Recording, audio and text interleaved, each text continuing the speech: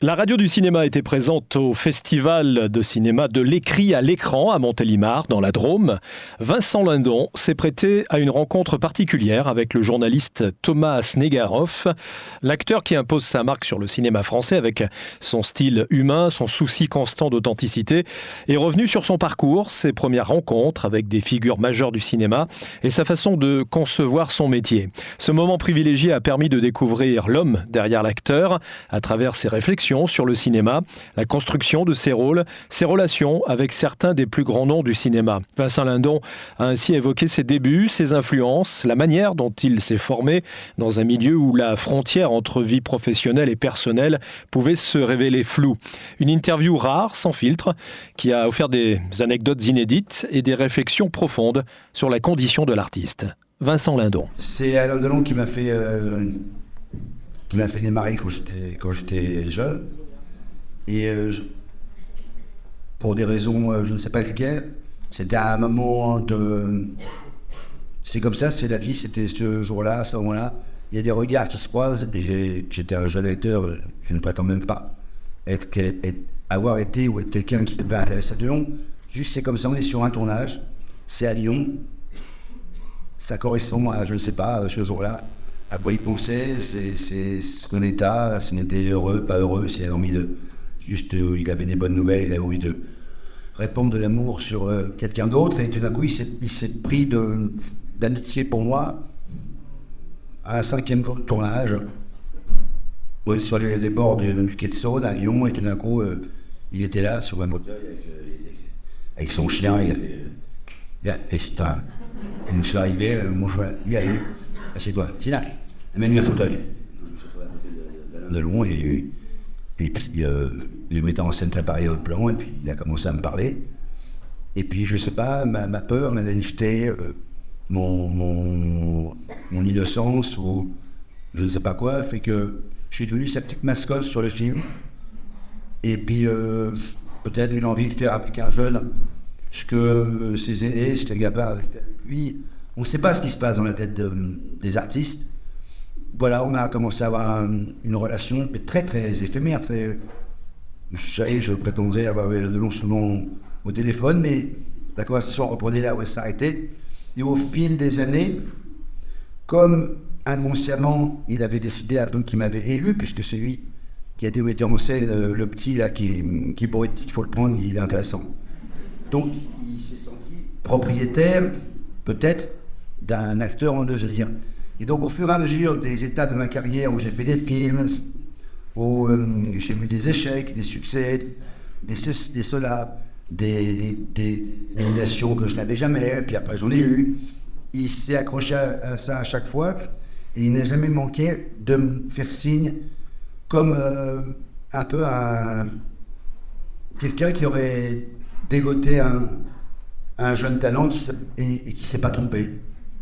Et donc ça a créé quelque chose de très fort entre lui et moi. Mais maintenant je suis ému d'en parler parce que j'adorais, j'étais amoureux d'Alain Delon, moi. Et j'ai aucun souci avec ça. Je pense pour beaucoup d'hommes, ils parlent de fidélité. Moi j'en ai une très grande, je la revendique. Je n'irai pas jusqu'à dire que je pense que même les hommes qui acceptent leur féminité, en fait, finalement deviennent, virils ou sexy ou je sais pas quoi, parce que il y a des femmes qui ont une masculinité et qui acceptent de la montrer. C'est bien comme ça qu'on s'entend bien entre nous, et aussi entre deux hommes et deux femmes. Il faut dire que la féminité d'un des hommes plaise à la masculinité de l'autre homme, et pareil, ces deux femmes ensemble. Sinon, c'était 100% de féminité de chapeauté, il n'y aurait pas de femmes qui pourraient s'aimer ensemble, parce qu'il y a deux sexes sur la Terre, donc il faut que ça qu'il y ait des pourcentages. Non, mais et Delon il me plaisait énormément. J'étais hypnotisé par lui. Hypnotisé. C'est tout le temps. Et donc, j'ai été bouleversé quand il est mort. Et il m'avait envoyé on avait dîné il y a 5 ans, tous les deux. J'étais rien du tout. J'avais l'impression d'être sortir du cours de théâtre. Il était comme un enfant, et il me parlait de plein de trucs. J'étais avec Alain Delon. Ça sera toujours quel que soit ce qui m'arrive dans ma vie, avoir des prix ou pas, j'étais devant Alain Delon. J'étais le petit Vincent du Cours Laurent devant le grand Alain Delon, puisque quand j'avais 8 ans, mon père m'a emmené voir le clan sicilien. Donc moi, toute ma vie a été animée par Alain Delon. Et je me souviens, on était dans un restaurant à Paris, puis il mangeait, il avait 3 portables, il en avait un pour chaque enfant. Et il ne comprenait rien, et puis je comprends rien. Je comprends rien, ces 3 trucs avec cette pomme-là. Ça me redéfonte.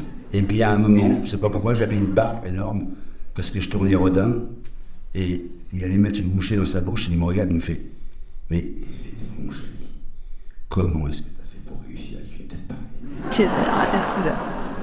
Et donc voilà, c'était ce rapport très, très tendre et bouleversant. Et ça finit par savoir dans le métier, ses enfants, Anthony, avec qui je suis très, très, très lié, que j'aime énormément. Et voilà, et quand Alain Delon est mort, ils m'ont dit, est-ce que tu as envie d'écrire et de lire un texte? Alors j'ai écrit et lu un texte que je ne peux pas vous dire là, puisque le but c'est qu'on était 50 personnes. Mais ce qui m'a fasciné, c'est que on a tous des a priori, et en fait, Alain Delon, pendant des années, on a dit que c'était quelqu'un qui disait Delon metteur en scène, Delon producteur, Delon lecteur, et qu'en fait c'était quelqu'un de totalement presque fou de lui-même, amoureux de sa personne. Et en revanche, que l'autre acteur, Jean-Paul Belmondo, était simple, hyper près des gens, avec son petit chien, Roger Laros. Résultat des courses, le très simple avec son petit chien s'est fait enterrer aux Invalides et il n'est pas dans la République. Et le très très très très très amoureux lui-même s'est fait enterrer dans sa chapelle avec 40 personnes au milieu de ses chiens. C'est intéressant quand même. Celui qui, soi-disant, est très très à droite et a appelé à voter pour le Front National, ce qu'il faut, il n'a pas appelé à voter. Il avait des liaisons, ça le regarde, ou je les déplore, mais peu importe. Mais il a demandé à voter pour des hommes politiques qui étaient à l'époque des libéraux de droite, et il veut être décoré par le président Mitterrand. C'était tout et son contraire. Et moi, c'est ces gens-là qui me fascinent. Je pense qu'un beau roman, c'est une princesse qui a des malheurs. Les gens qui me passionnent, c'est les gens qui souffrent. Et je suis comme vous. Je ne suis pas unique. C'est ce que j'aime chez les Français. On a tous les défauts des Françaises, on a tous les défauts du monde. On a 2 choses que personne d'autre sur la Terre n'a. C'est qu'au dernier moment, on se rattrape toujours. Je ne sais pas comment on fait. Toujours. Il y a un instinct de « non, maintenant ça va bien, stop ». On ne supporte pas qu'on nous dise ce qui va se passer et comment ça va se passer. Il y a un moment où on fait « non, ça ne va pas se passer exactement comme ça » parce qu'il y a un moment où moi c'est prévisible mais je ne suis plus d'accord.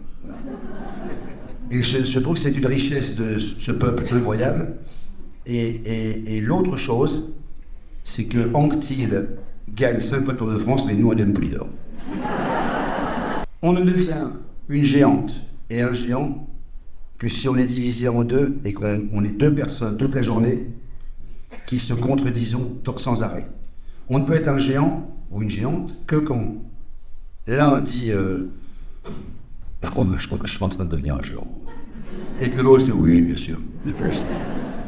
Et qu'en fait, mais s'il y en a qu'un, c'est pas possible, et si on n'y croit pas, c'est pas possible non plus. Il faut penser que il n'y a quasiment pas mieux que vous sur Terre, et en même temps se dire mais je ne suis rien, je ne sers à rien.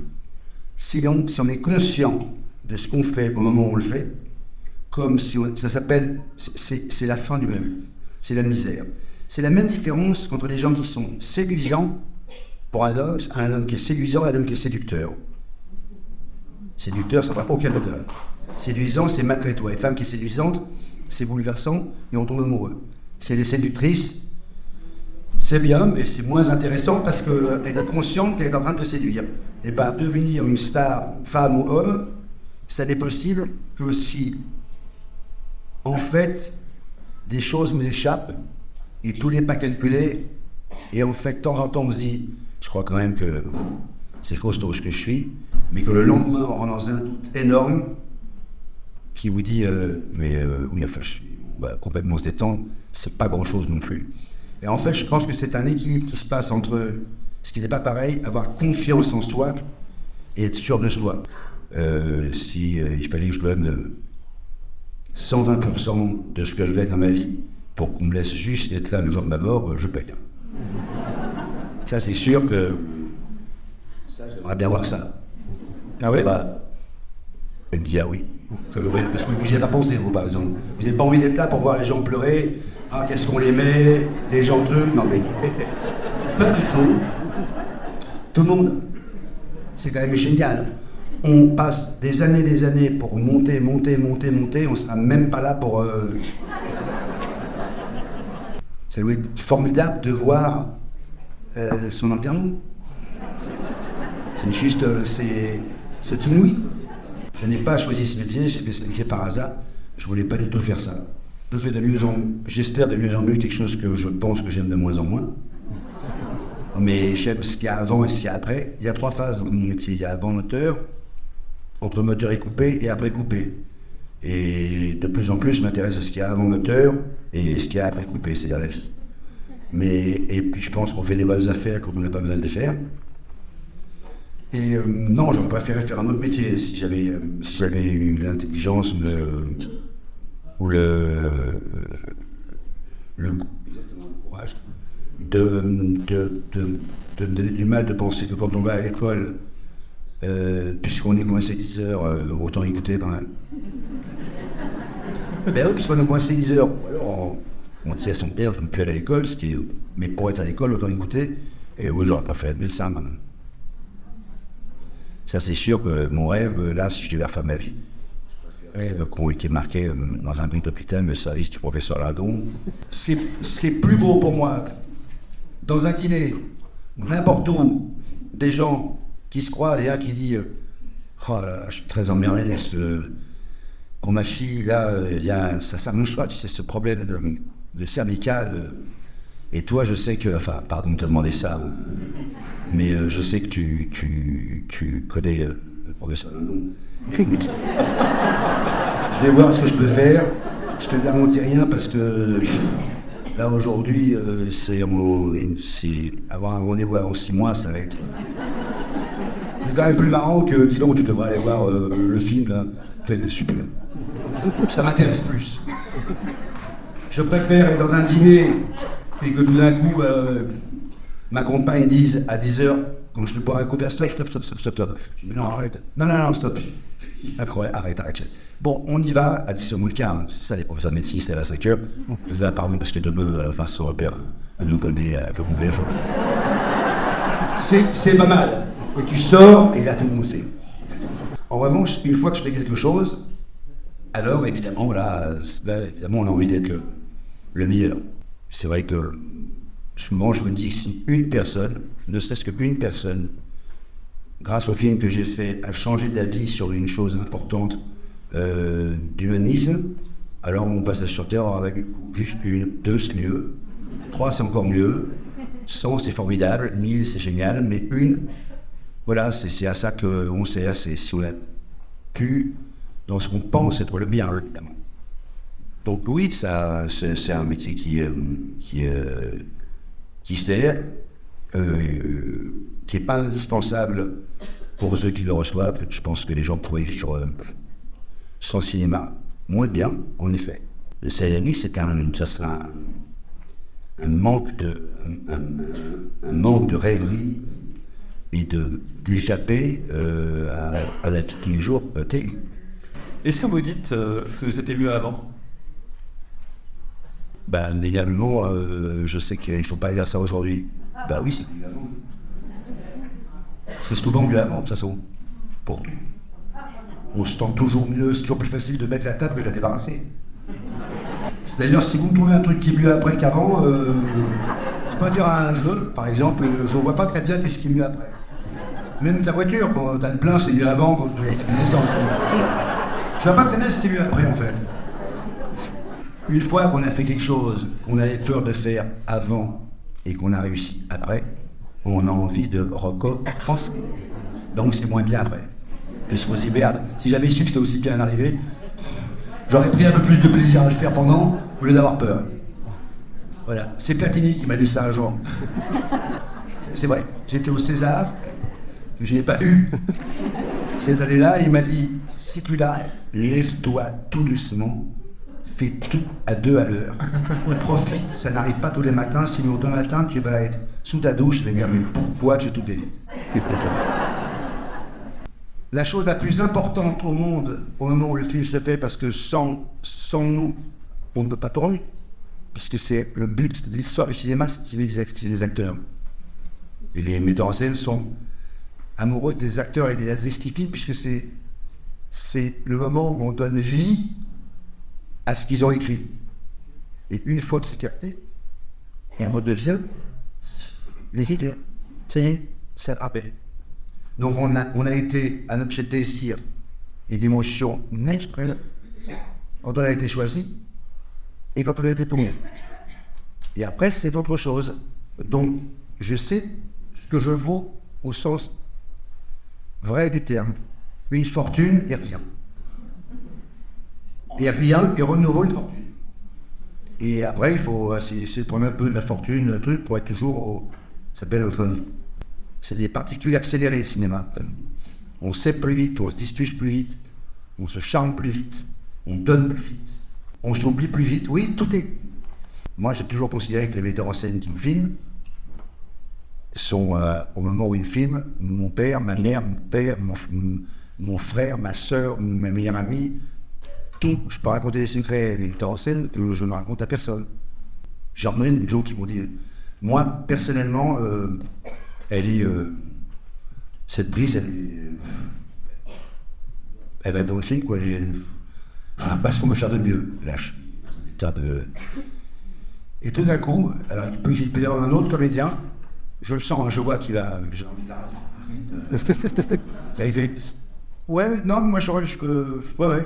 Alors aussi, qu'est-ce qu'il y a, Benoît?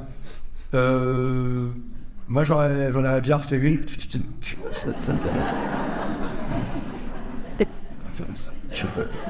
Et là, oui, je sais pas, Vincent, tu vois l'inconvénient? Comme ça, l'inconvénient. Dans le E, il y a tout. Non. Oui. Enfin, elle trouve bien, c'est à quoi ça sert. Et là, de temps en temps, il y a des gens, des comédiens, et les gens ils font, mais comme ça, on essaye, pour le plaisir. Ah, attendez. Moi, j'essaie rien, déjà, je suis pas là pour essayer.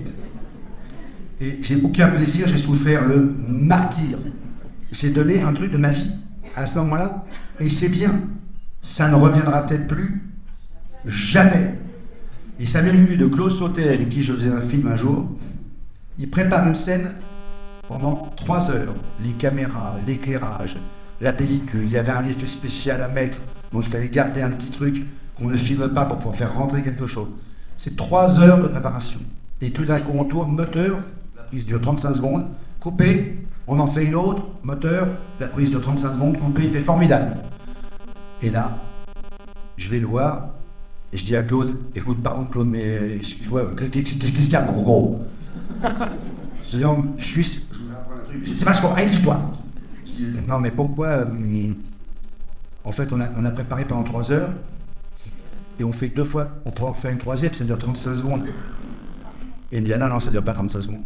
Ben, il dit, non, ça dure 6 heures. Et je dis, pourquoi? Il dit, parce que la troisième va pas être bien. Alors on va faire une quatrième, et la quatrième, on va se dire, comme la troisième n'était pas bien, on a le cafard, on va mettre ça encore pire. La cinquième, tu vas te dire, on n'y arrivera jamais. Et là, après de la 5e à la 20e, on n'y arrivera jamais. La 21e, on va dire, tiens, on approche la 2e, mais c'est pas encore ça. Donc on est reparti pour 10, on sera à 32. Peut-être que la 33e sera bien, et là, il sera 21h, et on aura dépassé de 2 heures. Alors on change de plan et on se met ici. Je suis resté comme ça. Ben oui, c'est vrai. Quand tu as. Et tant que t'as pas, faut chercher. En fait, mon processus est très bizarre quand j'ai un metteur en scène, des metteurs en scène qui me choisissent. Et je dis oui. Ça veut dire qu'avant, quand même, j'avais envie de travailler avec ces gens-là. Et donc, en fait, je passe d'une joie à une déception pour retourner à une joie. En fait, jusqu'à temps que les gens que j'admire me choisissent, je me dis, mais ils sont fous de pas me choisir. Ils sont pris, en fait. Et au moment où ils me choisissent, mais ils sont complètement cons, je ne sais pas si c'était ça, en fait. Peut-être qu'ils m'ont choisi, je pensais que. Donc, en fait, c'était la phrase de Miguel, je crois que c'est Miguel ou Groucho Marx, qui disait je n'aurais pas été membre d'un club qui m'accepte pour le moment. La première chose qui m'intéresse, c'est le scénario. Je suis très très franc, j'ai une théorie, un très grand scénario filmé par quelqu'un qui n'y entend rien au cinéma donne un très bon film. Quoi qu'on dise et quoi qu'on veuille, et un pas très bon scénario filmé par le plus grand ou la plus grande filmeuse du monde donne un film très médiocre. Ça n'a aucun intérêt aussi. La seule chose que j'aime au monde, c'est les gens, c'est ma passion. Je ne vais pas au musée, je lis pas, j'écoute pas de musique, je ne vais pas avoir des expos de photos, je m'en fous en fait. Ce qui m'intéresse, c'est les gens. Je ne suis bien qu'au café, avec les gens, parler avec les gens. Ma passion, c'est les gens. Je ne réfléchis jamais aux choses. Jamais. Je ne rentre jamais après un dîner où j'ai rencontré quelqu'un avec qui j'ai passé un bon moment, je ne décortique jamais. Je reste à l'état de... En 2009, je suis en face du président, en 2009, je suis en face du président Valéry Giscard d'Estaing, qui était plus présidente, mais enfin c'est pas Giscard, voici. On m'a rien demandé. Je suis pour la promo de Welcome, on m'a rien demandé. J'ai parlé, tout ça. Il est 20h37. Laurent Delahousse est là. Giscard est là. Moi, je suis là. Et tout d'un coup, mais de nowhere, je fais, Monsieur le Président, il faut que je vous raconte une histoire. Et je lui dis, vous savez, Monsieur le Président, avec des copains, mais tout, ça va. C'est sur Internet, hein, avec des copains, on a eu votre numéro de téléphone. T'es au JT, il y a 7 millions de gens qui regardent, qui sont comme ça. Et de temps en temps, on appelle votre répondeur pour écouter votre voix, et après on décroche, on se met en numéro masqué, on fait bonjour, il est là en face de moi au JT, il fait c'est une très bonne idée. Et là, il y a Delahousse qui est blanc comme un lynx, qui fait bien. Et j'ai un pas à moi, qui est un professeur de neuro chez qui n'a rien ensemble. Ça fait 40 ans que j'exerce. Ça, excuse-moi, mais si le bien de la dîner à la maison, j'aurais mis tout A à Z, ce qui s'est passé, moi personnellement, en tant que médecin, ça me fascine. Plus qu'un simple retour sur sa carrière, cette rencontre a dévoilé les questionnements, les doutes, les passions qui ont façonné son parcours. Le festival de l'écrit à l'écran a donné ainsi aux spectateurs non seulement un portrait vivant de Vincent Lindon, mais aussi un éclairage précieux sur la manière dont le cinéma, dans sa dimension artistique, peut influencer et être influencé par ses interprètes.